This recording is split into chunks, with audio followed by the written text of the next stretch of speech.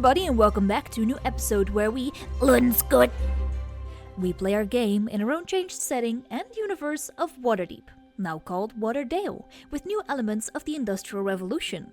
Of course, our key feature remains a long-lost treasure. Last episode, Edmund, Fletch, and Gamaya went up to confront Clarice. Head-on. They now stand right before her. No escape, no plan B, nothing. Just their words. But, without further ado, let's all scoot into the paths of a new adventure. There you all are, just in time for the show. I know, I'm simply about to summon my revenge. Summon? Summon what? Oh, you'll see. It'll be amazing. But we were fine, right? Yeah, don't worry. You'll just get to enjoy the show. Oh, okay. Clarice seemed unhinged, unstable, clinical, manic. Her bodily movements were sharp, unpredictable, and hectic. She shook, twitched, but somehow seemed fully in control of herself, which was more worrisome. Insaneness could be handled, but her physique and mentality seemed shattered. Her body language was eccentric, chaotic, and yet her facial expressions were neutral, besides her breakdowns in laughter and sinister smiles. But Clarice was not the only noteworthy person in the room. Tucked away somewhere close to the camp were Averai and Arthur. They were bound together by thick rope, seated on the floor, gagged by even more rope. They had seen better days. They looked sick. They were underfed, skin pale, eyes wary, hair oily, lips cracked from thirst. But Clarice, her monologue was far from finished. Don't worry, it'll be fast. I'll make their demise so much worse than what they've done to me. Can we not just discuss this for a second? Or I'm not saying we want to take away your plaything, I'm not saying that, but at least exchange some words. This is what they deserve, though, isn't it? I mean, a fate worse than death itself. But as you guys are like murmuring a little bit, Clarice seems to like turn back to her summoning circle. Alright, wait. Before you make any drastic movements... Drastic? I've been planning this out for months! Look, I totally understand you're angry. I mean, I'd say being disfigured is worse than death, so I understand you're angry. This. Yes. I understand. Go. Look. Can you tell us at least what you're planning? I'd love to show you more than I'd No. love to tell. Yeah, I get the surprise. We'd like to know before we see it. No.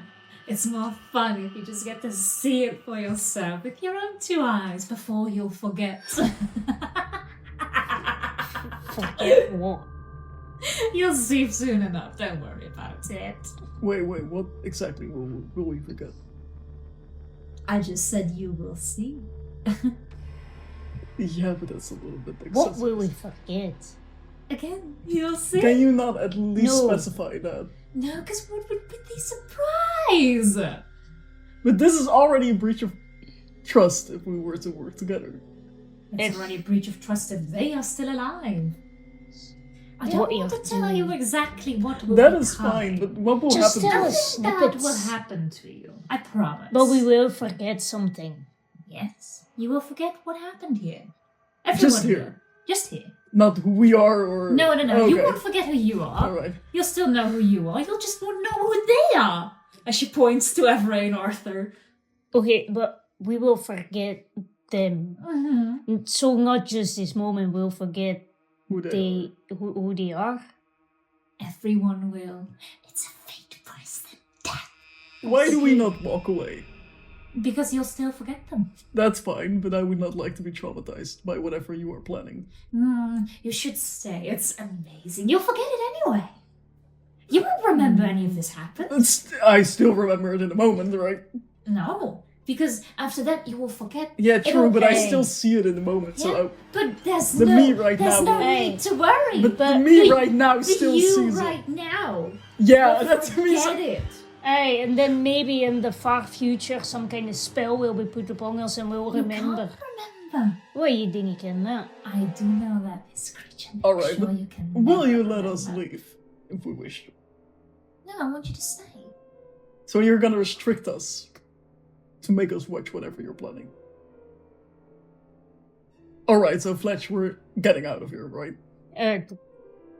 If I can decide, then yes.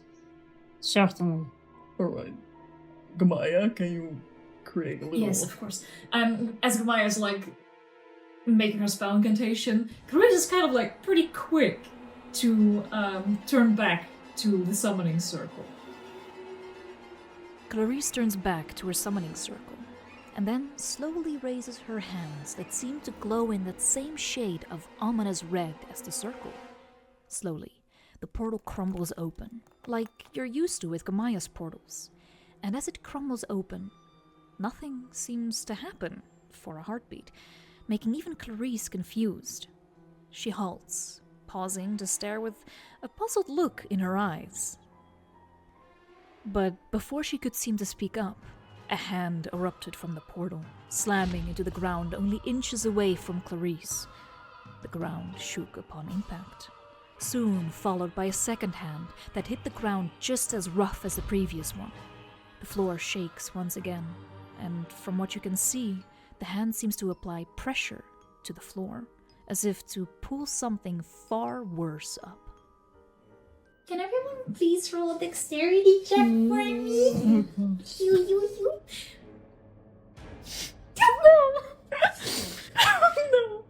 No, Yes! 19? That's a 6! Yes! No. Someone 19. fails. Evil DM laughter, I'm sorry. It ain't Edmund's lucky day. It's not Edmund's lucky day. A long, slithering body emerges from the ground. Extensions of it appear like tendrils. And finally, after clawing its way out of the portal, it looks down. What looks like a face of nightmare stares back at you. The eyes, black, ingrown, eyeless sockets. Immensely thin skin that makes you able to see its very bony yet very human features, and its inhumanely stretched and lipless smile. Teeth, thin and lined up, form a crooked grin, drool emanating from its mouth and dripping onto the floor. Before it speaks up, it shuffles its hands about, slowly slithering to its victim. Edmund gets taken a hold of, a large hand wrapping around his waist as it slowly draws him closer. The creature's hulking, towering, mutated form looms over him, the mere size difference staggering. As it speaks, it does so with a hollow voice, but at the same time, it sounds like more voices are heard all at once. Gamaya! Fletch would just like grab your coat, trying to drag you back. In time, Gamaya manages to reach the monster's hand, prying open its fingers to set Edmund free. Even Gamaya seems to struggle against the oppressive weight of this beast, against its overwhelming strength. But once there is movement, its digits loosening their grip, Gamaya yanks Edmund from the entity's grasp and summons her wings to flee. Once reunited with Fletch, a few feet away from the beast, she lowers Edmund behind her to the ground, standing in front of both him and Fletch, with her wings spread as an extra layer of protection. And Gamaya kind of like telepathically goes like, "You alright now? Are you fine now?" Then she kind of like uses her like cleaning spell really quickly on you to like at least have that worry gone for you. Clarice, on the other hand, was enraged. Her expressions twist, her emotions unreadable except for the fury that rapidly surfaced. No, Not them! You dumb beast! My sacrifice is right there! There! Clarice shouts as if it's her pet, pointing towards Averai and Arthur. I want to say Arthur. I want to say Arthur and Averai at the same time. So Arthur. There! Eat them! Not those guys. They haven't done anything to me. Them! Deliver these two. A fate worse than death itself. Let them be consumed, forgotten for all of eternity. Clarice incantates to the creature. And after she does so, the creature seems to kind of creak its head towards Arthur and Averai. Sacrifice! It once more speaks in a hollow whisper before two of its many arms reach forward to the two team members. The horrified looks on their faces is an understatement of the word horrified. They feared their death. But it's almost as if the moment the two were grabbed, everyone seemed to be unable to move. Fear has a funny way of detaining the brain. As the two draw nearer to the creature, their eyes only widen with fear. The creature opens its maw and slowly they are consumed. It can only manage to take half a body at once. It bites through their flesh like they're a piece of candy. The loud crunch of bones snapping and blood dripping to the floor seems louder than ever. 1, 2, 3. 4 minutes pass. The deafening sound continues until the both of them are gone. And as the creature takes its last bite, it descends back into the portal from which it came. It slowly goes back down after having satisfied the need for which it had been summoned. And as it descends, the portal slowly closes around it until there isn't a brick left to be restored. And just like that, Arthur and Averai are gone. What the fuck? My eyes were actually starting to tear up, dude. Holy I was shit. like on the edge of actually getting emotional. Yeah, holy shit. Yeah. Dude. Oh, I was in the middle. I was almost fucking crying. Oh. Oh, that was so scary. I can just like imagine the way my that its God. arms like crawls towards, because it can like extend its arms. It doesn't even have to move much. So I just see these two arms kind of like walking towards them and kind of like that kind of motion. Oh. For audio listeners, can you describe that motion? You know in a horror movie when something's like crawling towards you on the ground and it's like very fast, like thudding its arms on the ground to get close to you? Yeah, it's that. Nice. Oh. So, I want every detail, everything you know about Averai and Arthur to be erased. Every bit of information you've gotten from me, everything you know of them. Reality is reshapen, rewritten. Averai and Arthur have never existed.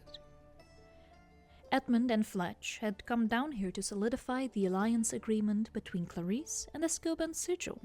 That alone was the reason for their appearance down here in Clarice's hideout. Nothing else. Clarice was not a woman of contracts, so they had to trust her on her word alone. The Skillbent Sigil and Clarice merged, without a memory of the torment she had subjected the group to. So, what do we do now? We have fulfilled our role, right? Spoken to Clarice and entertained the mayor. What comes next? Maybe we can ask Caspian? He is so reliable, of course. Be nice. Maybe have more time off. Can we go to a bar? Oh, yes. Just what I need. No, let's go to the ship, ask Caspian. Wench. Edmund. Fuck off. Why do we not go home? We have nothing for us here. Yeah, we have the information we need. And end up ridiculed and hated for not helping this town. We made a promise. We need to uphold our side. What would happen to your reputation as the Skillbent Sigil? It's just one little town. We're going. End of discussion. Yes, ma'am. Whatever. What a fun day! A little trip to Clarice and talking things through. A new alliance for our Skillbent Sigil. And with that, I think that's it. Thank you for listening to our episode of Loot and Scoot, with many more to follow. Next episode, our lovely little group will... Well, what will they do? Why, hey, why are they in a sewer? Why is Clarice here, actually? I thought... No, that can't be right. No. I will set the story straight again. See where they are supposed to go. But for now, we've bothered you enough. Bye-bye. Laters? Adios.